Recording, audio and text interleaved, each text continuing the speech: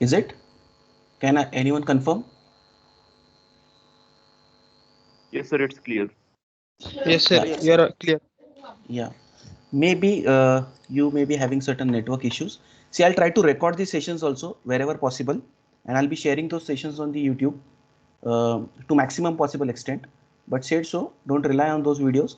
Uh, make sure that you have necessary stationery at your end, because you will be required to solve a lot of problems when I teach in the class also. So as I was discussing that computer programming is one of the important course that you're going to learn. I'll tell you the structure of this course. So you'll be having 3 lectures per week, and you'll be having 4 hours practical per week into this course. And lectures will be conducted by me. Okay. And for practicals, you have other teachers to assist you. For H division, there are different teachers, and for I division, there are different teachers. They'll be sharing the link, and they'll have uh, initial briefing in the first lab session also. So the total credits that you have for this course is 5. Okay, so number of credits for this course is 5. So if you see your syllabus structure properly, uh, this is the most important subject in this semester, because the total number of credits for this course is way ahead as compared to other courses. Other courses you may have 2 credits or 3 credits, but for computer programming you are having 5 credits. So please see that you give your best, because if you excel in this course, that will help you in the campus placements also. This is the basics. This is the I would say foundation for your campus recruitment processes also. So this course is a the nature of this course is a laboratory course. Okay, you are able to see the screen properly, right? You are able to understand the handwriting. Yes. Yes, sir. Yes, sir. So Yes, sir. this platform I'll be using. So I whatever It's notes not I'll be visible. sorry. Your screen is not visible. Maybe you can get out of the meeting and come back, because if others are able to see, then there might be network issue at your end. Okay. So this the nature of this course is a laboratory course. Okay. And as this is a laboratory course, you have to spend a lot of time in doing experiments. And the mode of teaching that I'll be using in lectures is I'll be using this whiteboard to explain you the concepts.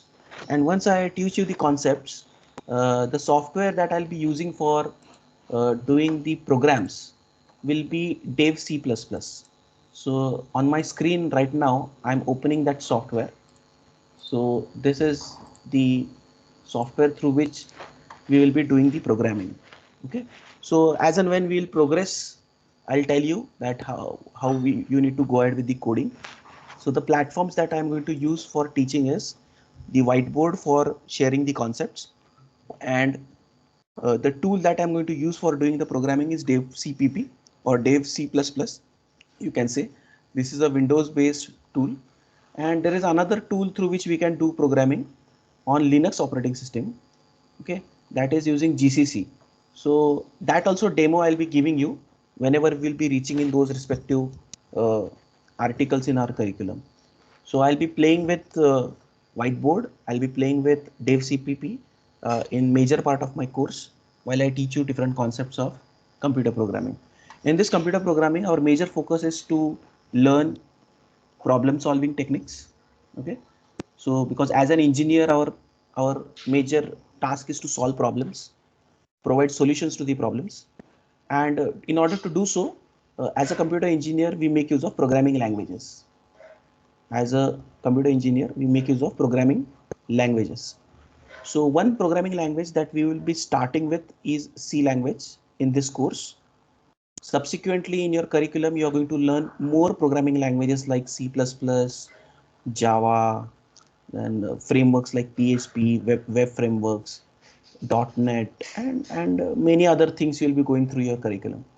So as far as this course is concerned, in first year of computer programming, we'll be dealing with C language. We'll be dealing with C language, and our major focus will be on solving problems. Our major focus will be on solving problems. Now, as I told you that this course is a laboratory course, okay, as this course is a laboratory course, so the assessment for this course will be in the form of ISC and ESC. You will not have any theory paper for this. this is a laboratory course. So I want to make it clear in the first session itself. This is a laboratory course, so you don't have a theory paper for this. This is a practical course. So for a practical course, you know the two components of assessments that we have is ISE and ESE. And all the 5 credits you are going to earn from these two assessments only. Okay. Now this ISE further will comprise of various quizzes. These quizzes will be announced to you people well in advance. Okay. And we'll be conducting those quizzes in online mode. Then you will be having programming assignments. Okay. For this programming assignments, your practical teachers who will be conducting your practical batches, they will be giving you certain problem statements. Okay. If you are not having desktop or laptop, we'll also share you certain softwares which you can use on Android platform where you can do programming. But my recommendation would be, being a computer student, you should have a desktop with you or a laptop with you, because in long run, this is must for you people. So as of now, if you don't have, don't worry. I'll also share certain apps on our group which you can download and install, and there you can play with the programming concepts. Because last week whenever I asked you to fill the survey, in that survey I got to know that around 50 to 60% of students in your class from HNI division right now, they don't have any desktop or laptop systems. So you're attending the sessions using mobile phones. So don't worry, even if you don't have desktops right now. But those who have desktops and laptops, my recommendation would be that you attend the lectures on desktops and laptops only. And the practical assignments also that will be given by your teachers, you make sure that you are implementing on those softwares which we'll be sharing with you. So slowly you'll get used to these things. So coming back to the ISE, as I was discussing, one component of ISE will be quizzes. Second component of ISE will be programming assignments. Third component will be performance examination. So what do I mean by performance examination? So say for example, you are doing around 20 experiments in 2 months. Okay, as this is a 4-hour practical course, the number of experiments that you will be doing is more. And majorly the course is laboratory course, so we want you to do a lot of hands-on exercises. So if we say that if we complete around 20 odd experiments in the form of programming assignments, so in the performance examination you may get any random problem statement which you need to solve in 2 hours time duration. So that will be a proctored exam. Okay, so I will let you know how those exams will be conducted as and when the practical sessions will start. More details will be given to you, and this together will give you 50 marks. This together will give you 50 marks of ISE, and ESE is comprising of 50 marks. So this ESE is nothing but again a performance examination. Okay, but here the performance examination will be taken by an external examiner. So some other faculty from other college will be appointed for conducting this examination, and he may be asking you questions and the problem statements to solve, and that way you will be earning 50 marks. So once again I repeat how you will be getting your assessments: ISE and ESE. In ISE you have quizzes, programming assignments, and performance. Together you will be getting 50 marks, and ESE you'll have a 50 marks of performance that will be carried out in presence of an external examiner. When I say external examiner, and the external examiner is nothing but a faculty from other college. So your practical teachers will also be present in that assessment, but with them we will also have the other external faculty members to conduct that examination. I hope you have got a glimpse of how the assessments will be carried out. Anyone is having any kind of query in the ISE and ESE? Yes. Am I audible? Yes, sir, you are audible. Okay, so I hope you have got an idea of how your assessment will be carried out. Once again, I repeat, this is a laboratory course. You don't have a theory paper. So you should spend a lot of time in doing programming. Okay, whenever the concepts will be taught to you. So spend some time. I'll be giving you the links of app slowly as and when we'll be completing the content in the theory class. And please make sure that you practice those things. So with this, let us begin with the course. Okay. So the first I would say unit that we'll be beginning would be the basics of programming. So our first unit is basics of programming. Please make sure that you are making appropriate notes while I teach. It may be asked for you people to upload these notes later on. Uh, One more thing I wanted to say with you that we will be providing you certain accounts on our institute Moodle platform. Okay, so what is that Moodle platform? I'll just open it here in front of you. Okay, maybe in 1 or 2 days I'll be sharing you the account details. So this is the URL through which you can access our college Moodle platform. Okay, and not specific college, but this is of computer science department. So I'll be sharing this link on the WhatsApp group, don't worry. And you all will be getting an independent username and password to access. Okay, so right now for sake of demonstration, I'm logging in using my account. So once you log in, you will be able to see computer programming course here. Right now it is not present, but by end of the day, course will be created and you will be getting your independent account and you will be able to see that course. Once you go inside that course, uh, you will be getting different links for practical assignments, ISC examination or quizzes. So all the material will be shared here on this platform.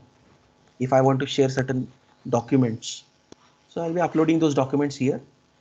You can download it from your account, login, and we can proceed accordingly. Is it clear, students? Yes, sir. Yes, sir. Yes, Yes, yes. sir. We'll be giving you the account details, don't worry. And this portal can be accessed using mobile phones also.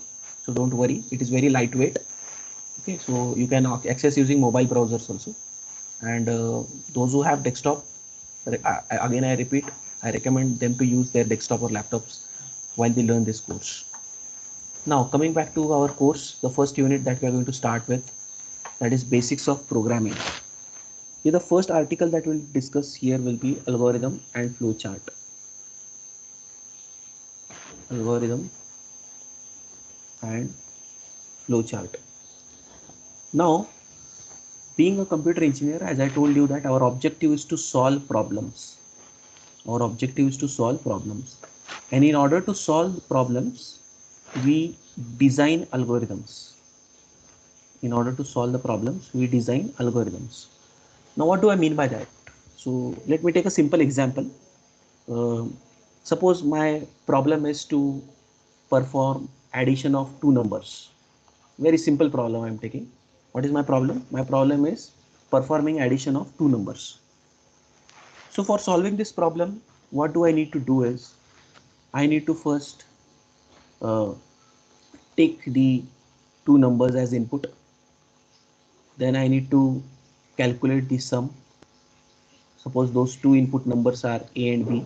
So I need to calculate the sum as A plus B. And then I can print the result in the form of printing the sum. So these are the steps I would say. Initially I'll be having a start and then I'll have a stop to uh, give the boundary positions for my algorithm. And these steps which you can see here, this is nothing but an algorithm. This is nothing but an algorithm. So technically, algorithm is defined as the finite sequence of instructions. What is algorithm? It is finite sequence. Make note of this in your notebooks. Finite sequence of instructions. Finite sequence of instructions. Okay. For what purpose we write this instruction? For solving a problem. For solving a problem. Are you getting this? What is algorithm? Algorithm, once again I repeat, algorithm is finite sequence of instructions for solving a problem. What is important keyword here in this definition is, are you able to hear me properly? Yes, sir. Yes, sir. Yeah. Yes, sir. What is important here, important keyword here is finite. What is the meaning of finite? Can anyone tell me? What do you understand by finite? Anyone? So which can be Sir, measured, sir. Correct. Which can be measured, which has fixed boundary. So say for example 10 instructions. So it is, we can say it is finite. Infinite is something which doesn't have a boundary. So it keeps on going. So my solution to the problem cannot be infinite. Okay, what algorithm demands is the instructions that you write to solve that problem has to be finite. Instructions has to be finite. We cannot have infinite instructions to solve problems. Then in that case, we may not be able to solve that problem. We may not be able to solve that problem. Now, these instructions should be unambiguous also. Another keyword that I use here, unambiguous. Unambiguous means something which is not ambiguous. What is meaning of this? Something which is not ambiguous. What do I mean by ambiguous? Ambiguous means something which is not having a clear picture or a clear idea. So some kind of confusion is there. ज्या गोष्टी clear नाही आहेत असं आपण त्यांना ambiguous आहे असं म्हणतो आपण. So something fuzzy is there into it. So we cannot have those kind of fuzzy things, or we cannot have unclear things in our algorithm. The instructions that we write inside our algorithm should be clear in nature. They should not be ambiguous. They should not be ambiguous. Means they should not have more than one meanings. For example, if I read an instruction, I may not find myself in a confusion that I want to do this or that. Are you getting this? So if I write an instruction and if it is creating a confusion in the mind of person who is reading that algorithm, and he is getting an option of doing this also and that also using that instruction, then that kind of fuzzy nature, that kind of unambiguous nature is not allowed in the instructions. So the instructions has to be unambiguous. The instructions has to be finite. The instruction has to be finite. And this instruction should follow certain logical sequence. This instruction should follow certain logical sequence. What do you mean by logical sequence? Here you can see what I do initially is I start. Then I read the two inputs in the form of A and B. Then I perform the sum. Then I print my result. And then I stop. So there is some sequence into this instruction, some logical sequence, so that I can get solution to my problem. Now, if I say that as algorithm is finite sequence of instruction, one may say that, sir, first I'll write start, then I'll calculate sum, A plus B, then I'll write stop, then I'll write print, sum, and then I will take inputs, two inputs. Now, ideally, if I see this, these are also instruction. They are finite, right? So collection of that, one may say that this is algorithm. No. Why no?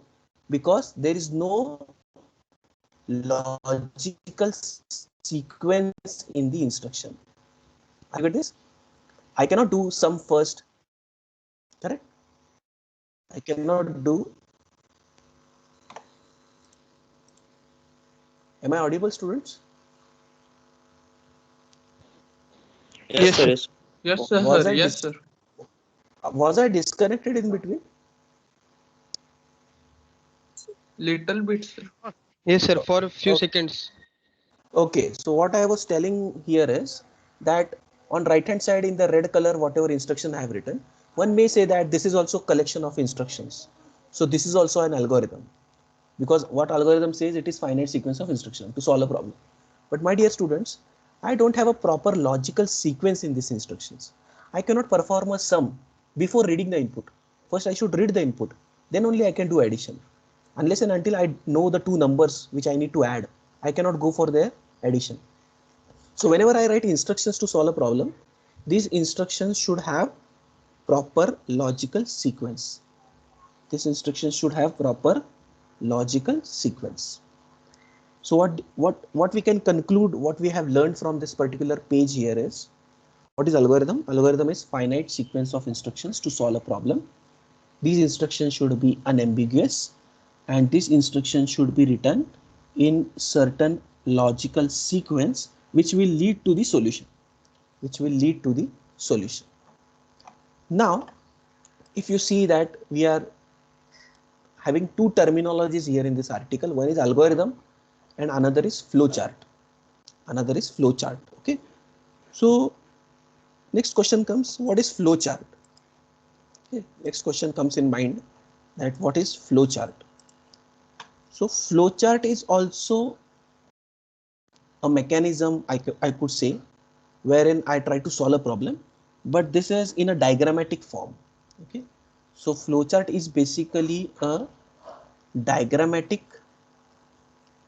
representation, I could say, of an algorithm. So for my problem, first I write my algorithm, right? And for that algorithm, then I can further draw a flowchart. So this flowchart are, as they are diagrammatic representations, we all know that diagrams, pictures do convey a lot of information as compared to a text, right? So it becomes very easy for one to understand. So same thing that we write in an algorithm can be represented in a diagrammatic form using a flowchart. And flowchart, I would say, would be an effective way of representing our solution as compared to an algorithm. Okay. Now, for constructing flowchart, we need to use certain symbols. For constructing flowchart, we need to use certain symbols. Now, what are those symbols? I'll tell you those symbols one by one. The first symbol is an arrow. What is the first symbol? Arrow. Okay. What this indicates, what is the purpose of this symbol? Purpose of this symbol is to draw a flow line. What is the purpose of this symbol? Purpose of this symbol is to draw a flow line. Okay. So what it actually does is it connects two components together. So if I want to jump from one step to another step, I can draw a flow line between those two steps. The second symbol that I have here is this one. Okay. And this symbol I usually use, I call this as terminals, which I usually use for my start and stop, which helps me to represent the boundary of my solution. So these two steps I could construct using this kind of symbol. The next symbol I have here is like this. Okay. This symbol I usually use for different types of input output operations. So if you see in our earlier example, I had one instruction where I asked you to read two inputs, two numbers, right? So this can be diagrammatically represented using this particular symbol. And there was one more where I print the sum, which is nothing but my output instruction. So there also I can use this symbol, the third symbol, which you can see on your screen right now. The fourth symbol is this one, rectangle. Okay. And this symbol is representing processing. What it is representing? Processing. Now what do I mean by processing?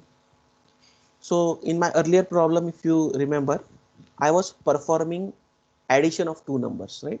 So the process that I used there was sum is equal to a plus b, right?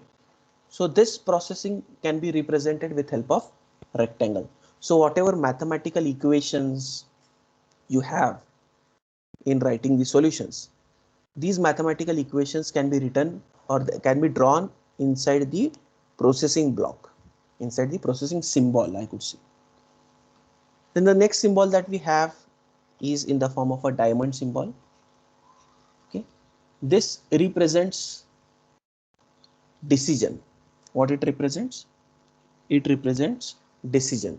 Where I can use this, suppose my problem is to solve which number is a greater number, A or B. So I need to make a decision in this case, right? I need to check if A is greater than B. So if my answer is yes, I'll be printing my answer as A. If the answer of this decision is no, I print my answer as B. Are you getting this?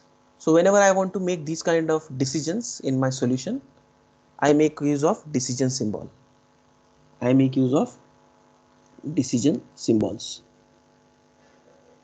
Then we have certain connectors. We have certain connectors also in our flowchart. What do I mean by connectors? Now, whenever we try to solve problems, our flowchart will keep on increasing, right? So if my problem is very complex, I may not be able to construct my flowchart in one small page, right? So my flowchart will keep on increasing. So I may be required to connect one part of my flowchart with other part of my flowchart. Now, if that other part is present on the same page, then I can connect that with help of on page connector. Okay, so I have one part of my flowchart here. Okay, you can imagine like this. Another part of my flowchart is here. It is on the same page. I want to connect now this part to this part. How I can do that? As they are present on the same page, I can make use of on page connector. I can make use of on page connector. What is on page connector? A circle. So after this part, what I will do? I'll draw a circle, and here I'll be drawing a circle, and then I'll continue this diagram. So if this part of my flowchart, if I want to connect with this part of my flowchart, and this part are on, very important, they are on same page. They are on same page. That's why we call it as on page connector. The moment I draw this, then I will look out for that on the same page. Now I may have multiple on page connectors on same page. I can have that kind of situation also. So I have more than one on page connectors. So I may get confused then. This is getting connected to which part then? And as we told that everything should be unambiguous in nature. So you can use labels to them. So I can give a label A. So this A on page connector is getting connected to this A on page connector. Is it clear? Did you understand meaning of on page connector? Yes, sir. Yes. Can anyone tell what is Yes. meaning of on page connector?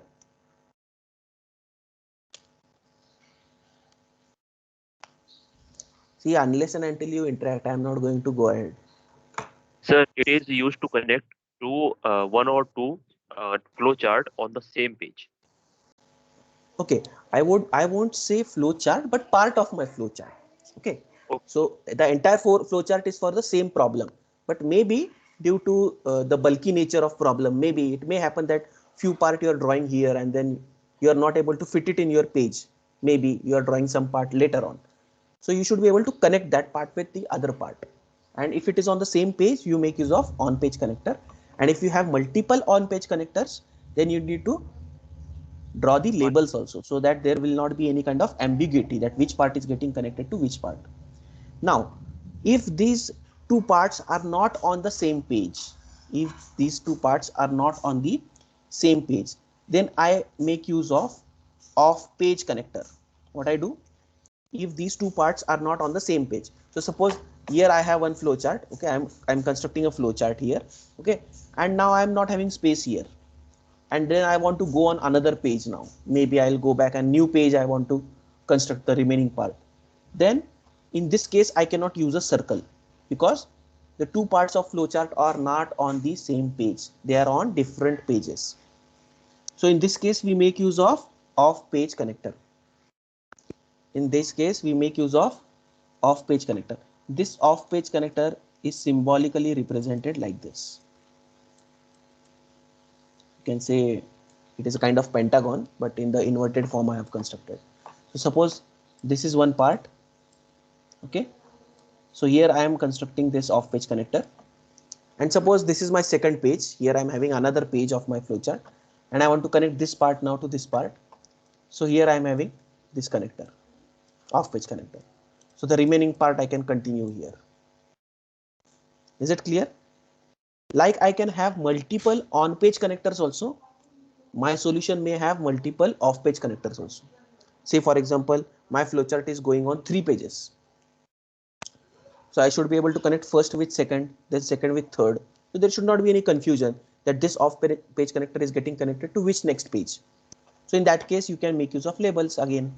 So this is A, and if I draw A, then this part is further continued with this part. Care must be taken of using appropriate connectors for off and on. Are the symbols understood, students? Yes. Yes. Yes, sir. Yes, sir. Yeah. Once again, I'll reiterate all the symbols. First was the flow line. Flow line now will be used to connect all these remaining components. So we may have terminals, input, output, processing, decision, right? So when we want to connect these components together, we make use of flow line between them. Then for start and stop, we have terminals. Input, output, we have that kind of parallelogram, you can say. For processing, you have a rectangle. For decision, you have a diamond. Okay. On page connector and off page connector. Now with this, I will try to construct the flow chart for the simple problem that I had taken, which was for addition of two numbers. So what was the first step in that problem? It was start. What was the first step to that problem? It was start. Now, can you tell me for start, what I'll use for start? Which symbol I'll used?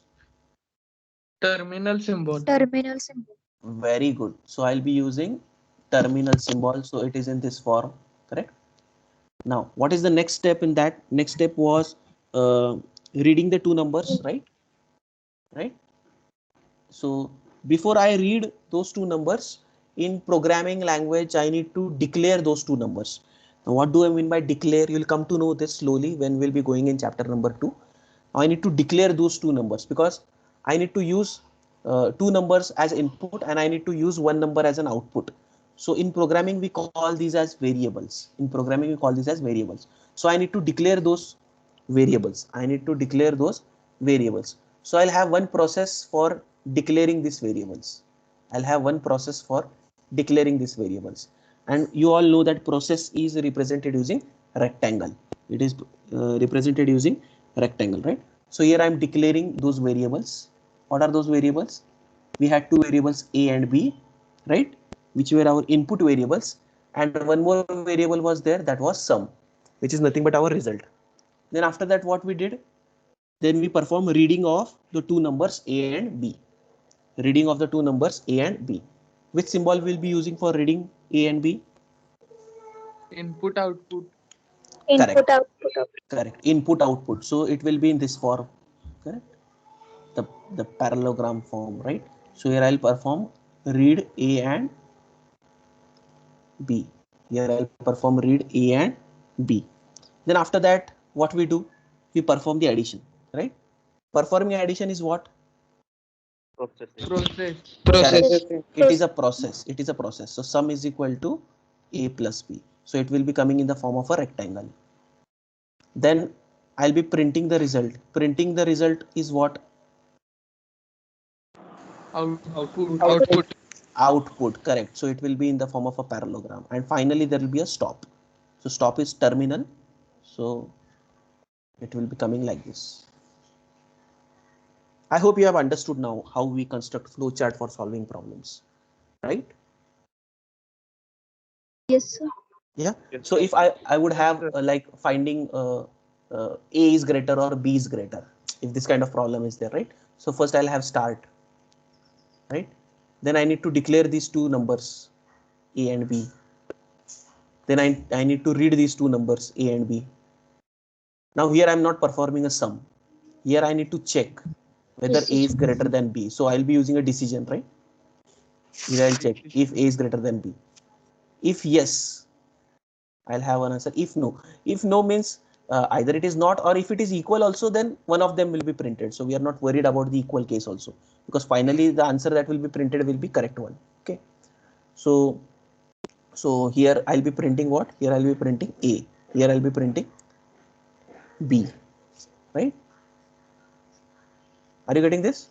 And in both cases, now further I need to stop. So this is how I stop. So I'm connecting both the parts together. Yes, is it clear? Yes, sir. Yes, sir. Sir Ha. Yes नोचा अर्थ काय sir?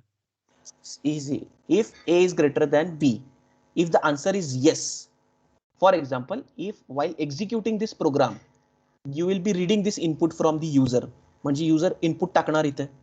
समज त्यानं A La 5 value input केली आणि B ला 3 value input केली execute करताना. ह्याचा पुढे आपल्याला प्रोग्राम लिहायचा असतो सी प्रोग्रामिंग लँग्वेज मध्ये. ओके. सो ते करत असताना असं समज that value of A entered is 5 and value of B entered is 3 in that case. So whether 5 is greater than 3, answer is yes. So it will follow this path. Are you getting this? And if I pass input like value of A is 3 and value of B as 5, now this decision will give me answer in the form of no. So it will follow the right hand side path. Are you getting this meaning of these labels? Yes sir. So when you actually execute, you may get different answer to it, right? So either in the form of yes or no. So that path will be followed. Respective path will be followed from that decision control statement. Is it clear, students?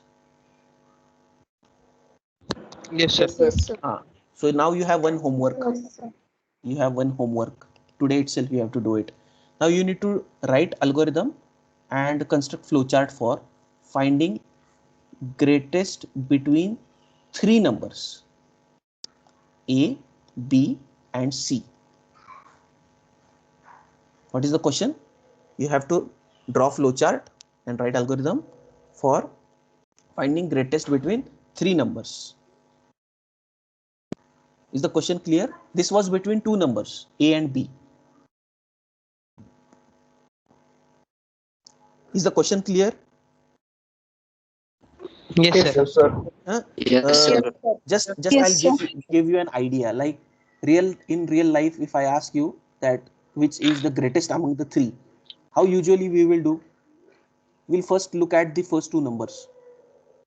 Correct? Because at a time we can make only one decision. So first I'll check the relation between A and B. Now if A is greater than B, there is no chance that my answer would be B in that case. Are you getting this? Then again I have to check whether A is greater than C. Are you getting this? So my final answer would be A in that case.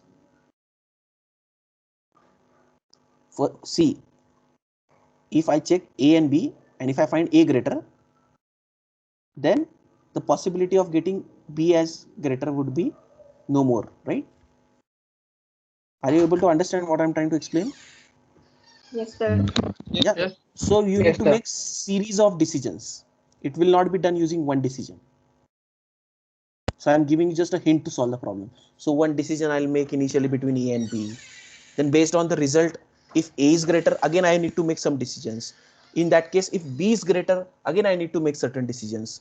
So you'll have that kind of different parts of your decision control statements. So you will be having more than one decision control statement here. So give a try at this flowchart today at home.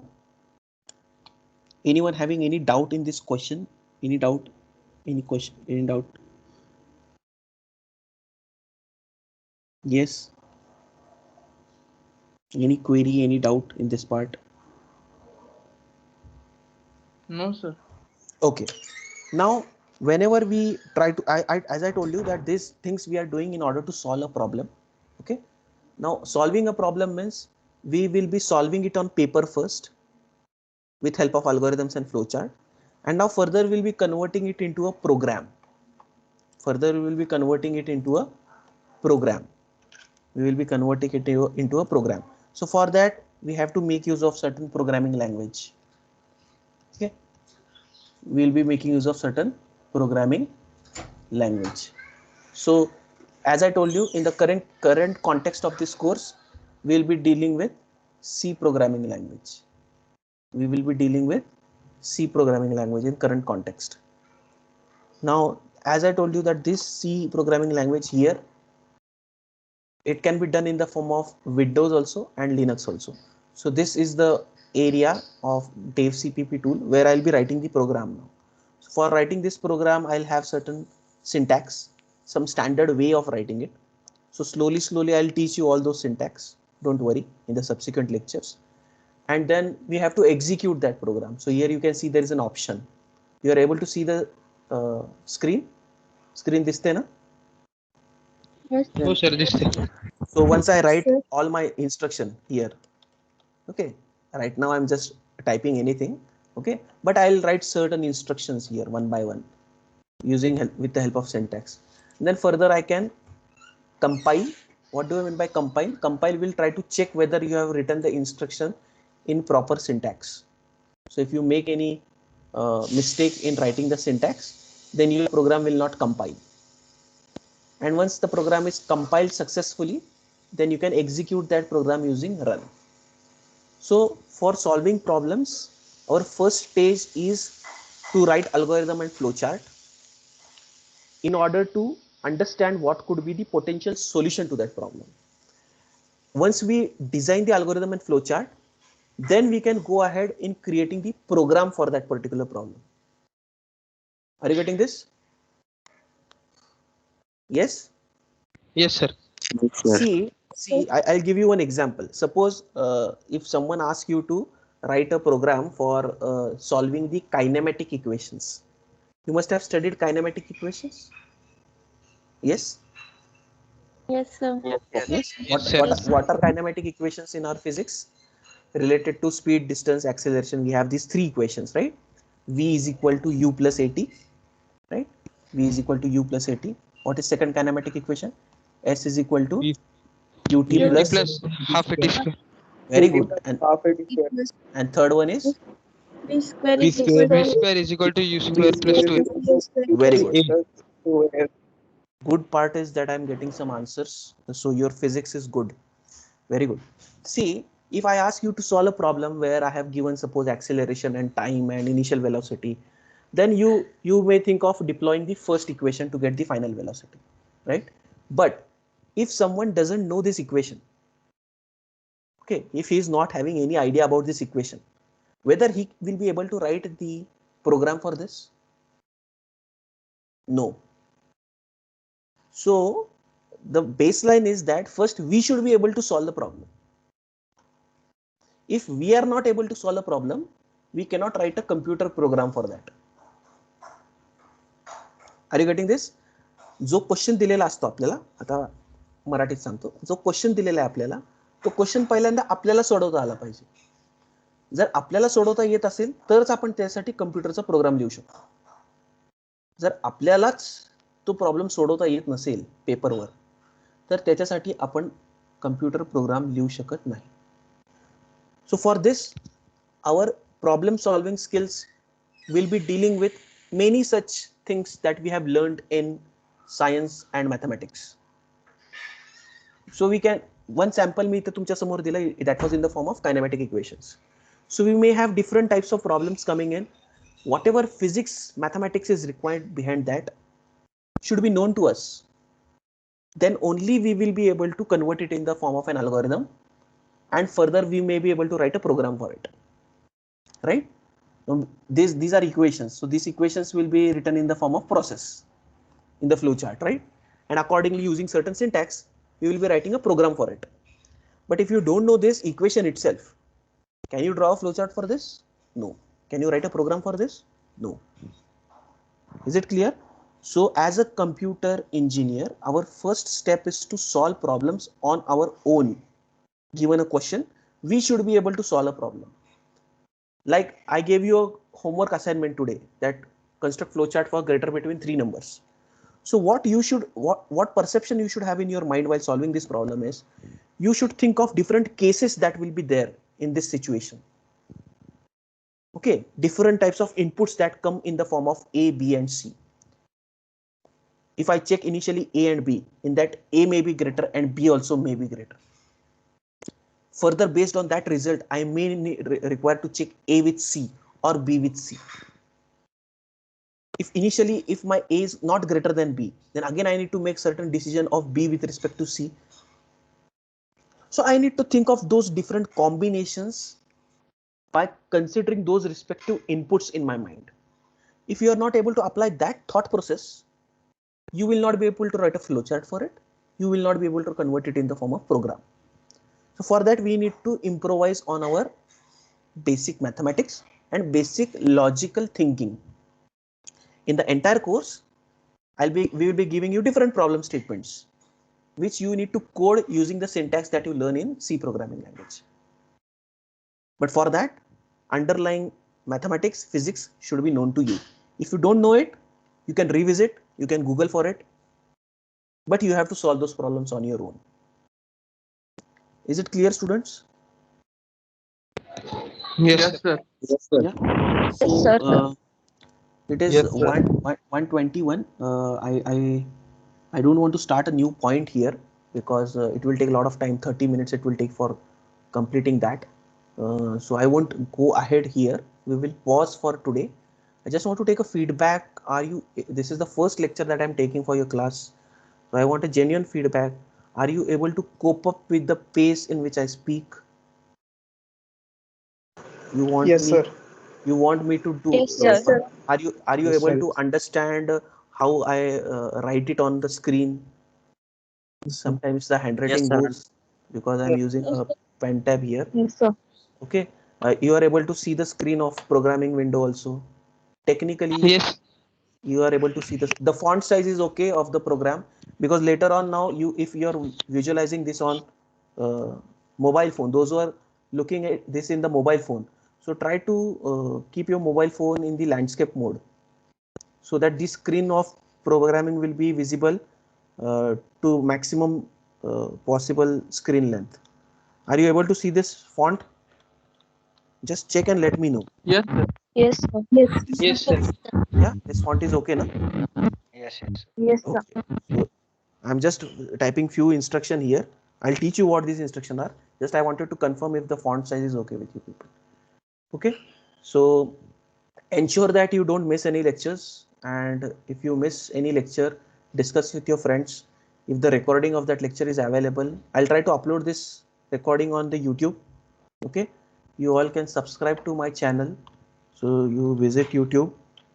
So after the lecture, maximum possible extent I'll try to upload, but 1 or 2 lectures if I miss, then you need to cope up with that. Okay, so this is my channel.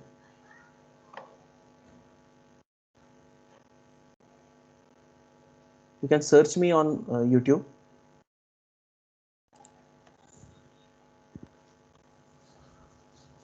Subscribe, because the moment you subscribe, if I upload a video, here you can see these are the videos of my previous semester lectures for second year and third year students.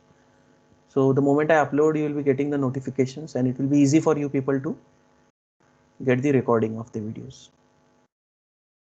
Is it okay, students? Yes, sir.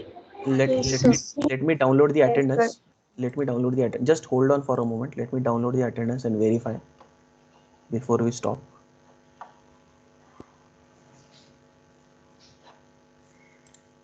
Just one moment. Let me verify if it is downloaded properly.